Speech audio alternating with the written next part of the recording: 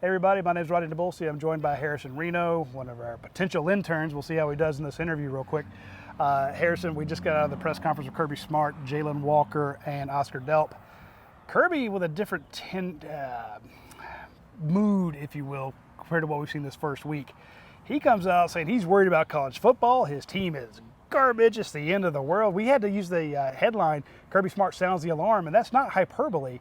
If you'd heard him talking today about his football team, you figure they're going 0-12. Oh yeah, absolutely. I mean, to see the difference between how he opened camp, talking about how excited he was about his football team, and how excited his team was to get on the field, you'd think their first scrimmage would have been perfect. Yeah. But now he comes out. There's a lack of enthusiasm. He's concerned about depth. Just all major problems that we really. I mean, yes, it could be coach speak, but we don't hear too often from him. Sometimes he uses that coach speak to give his team a kick in the ass. They're all terrible. They suck. But usually it's position group. Now I think it was Mark Wise or somebody else asked him, "Hey Kirby, you say you're worried about the depth of your football team," and he was asked, is it due to the transfer portal? Is it due to this? He said it's across the board in college football. Nobody has the depth that they're used to, and he always makes the notice that who is ready to play winning football, not bodies, but winning football. And that's his distinction. We always think who's first, who's second, who's third. He's like, no, who's ready to play? Who can we plug in to play winning football?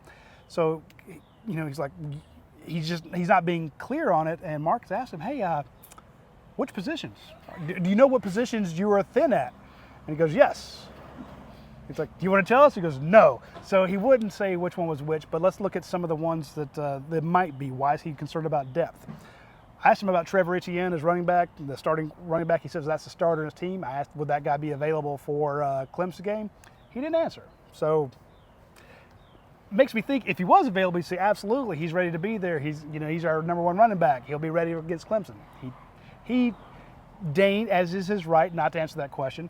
We also asked about Rod Robinson. We reported this morning that he was in a boot. Apparently he has a toe issue.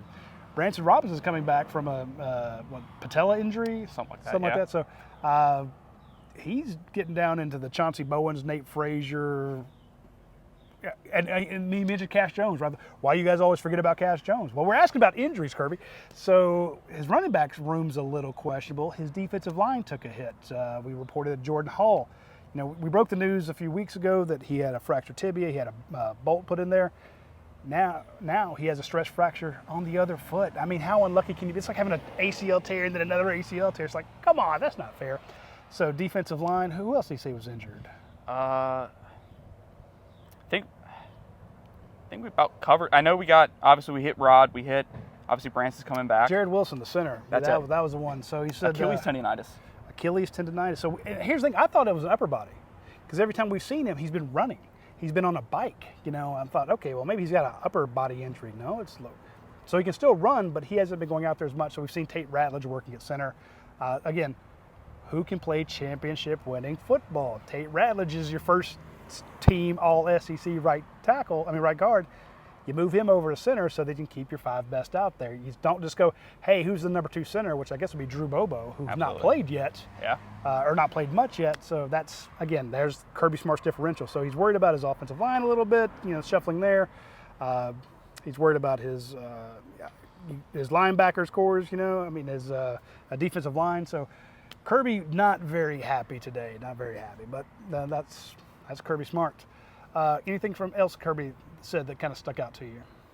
I think on Jordan Hall, I think the big thing was I didn't pick up much concern in his voice about it. He said, obviously it is a setback and he got hurt the other leg, but he talked about how Jordan was already familiar with the process, which, obviously we don't know anything about availability for Clemson, but it seems to me like they're not too concerned with that. It seems like hopefully he'll be able to progress quicker than maybe they expect. Well, if you're having a rod put in your foot, I can't imagine he's ready in 2 weeks. Oh, absolutely not. So, we changed one of our stories to say that he might not be available for Clemson. Like, he's out. I'm sorry. That's how it's going to go. Kirby's asked some other stuff about the scrimmage itself. He said, just lack of effort. And we had a lot of people at UGA Sports who actually went on the board and gave, their McGill members, their money people. They got invited to the scrimmage, and they came on and gave us a lot of details about the scrimmage.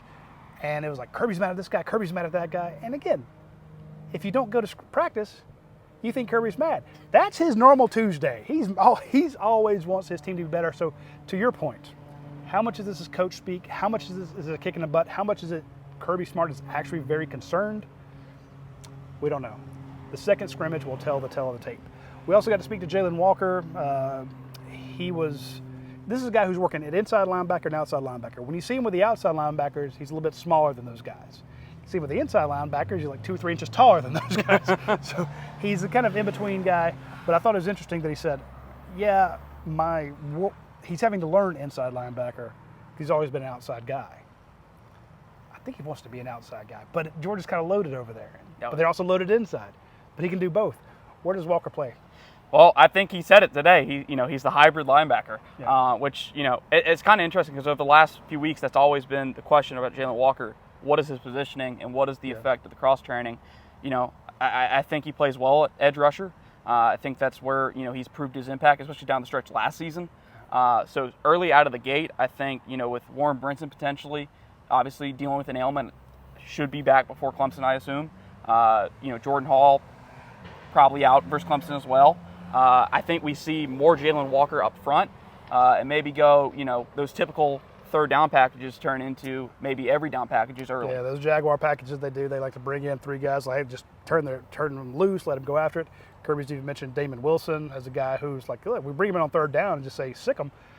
That works great. But now he's got to be able to play first and second down, and he's been able to do that. So, again, now you're a little bit more, you're better at outside linebacker because you got Damon Wilson, Gabe Harris, Sam Mpemba. Chaz Chambliss, maybe you don't. So again, it's the Jaylen Walker quandary. It's a good problem to have. Then we also got to speak to Oscar Delp. Always enjoy hearing from Oscar Delp. He is a coach's dream. He doesn't say a whole lot. He speaks, but he doesn't give away anything. So this is year 3, and he learned from some very good teachers, mentors, how to answer questions from the media without giving anything away. But the Carson Beck note, that was interesting. Bad taste in his mouth, he said. Bad taste, and he has that chip on his shoulder. Why does Carson Beck have a bad taste in his mouth? Bama game. He said it.